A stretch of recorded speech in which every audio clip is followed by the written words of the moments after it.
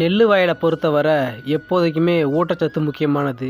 அதுலேயும் நைட்ரஜன் முக்கியமான சத்தானது. நம்ம நடவு நட்டு தொடர்ந்து 3 மாதத்துக்கு மேலாச்சு. நம்ம 2 வாட்டி உரம் போட்டிருக்கோம்.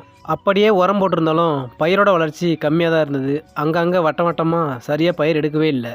நெற்பயிர் வளர்ச்சி கம்மியாக இருந்ததுன்னா கதிரமோனியாவும் கூடவே சேர்த்து பயிரமோனியாவும் போடுவாங்க. ஆனால் நமக்கு இப்போதைக்கு பட்ஜெட் கம்மியாக இருந்ததுனால ஊரியா போடலான்னு சொல்லிட்டு முடிவெடுத்தாச்சு.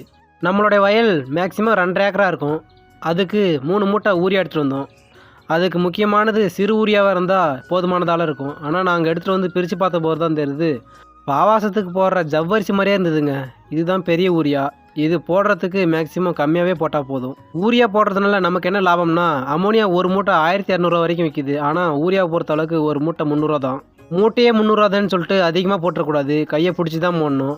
யூரியா போடுறது மூலயமா வெங்கதிர் வராமலும் தடுக்கலாம். அதிகமாக போட்டுட்டோம்னா புகையாக உட்காந்துரும். கம்மியாக தான் போடணும்.